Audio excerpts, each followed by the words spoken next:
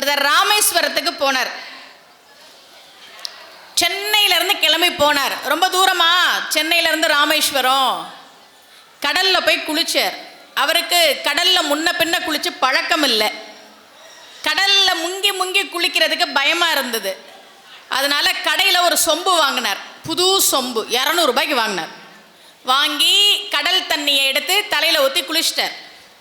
துணி மாற்றிட்டு இப்போ கோவிலுக்குள்ளே போகணும். ஆனால் சொம்பை என்ன பண்ணுறதுன்னு தெரியலை. புது சொம்பு, பணம் கொடுத்து வேற வாங்கியிருக்கிறாரா. என்ன பண்ணார், மண்ணை தோண்டி அந்த இடத்துல சொம்பை வச்சு மண்ணை மூடிட்டார். இப்போ சொம்பு பத்திரமா இருக்கா? ஆனால் எங்கே வச்சார்னு அடையாளம் தெரியணும்ல. அதுக்காக ஒரு குச்சி எடுத்து அந்த இடத்துல நட்டு வச்சுட்டு போயிட்டார்.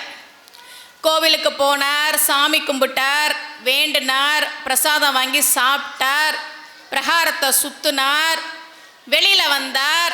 சொம்பை எடுத்துட்டு சென்னைக்கு போகலான்னு பார்த்தா 200 குச்சி நட்டு இருக்கு. எத்தனை குச்சி?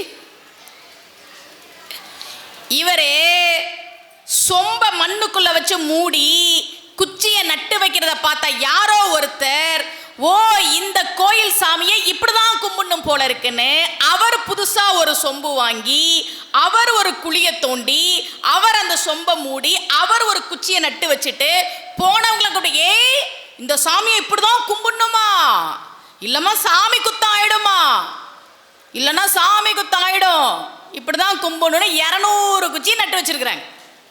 அப்ப ஏன் பண்றோம், எதுக்கு பண்றோம், இதெல்லாம் நாம தெரிஞ்சு பண்ணணும்.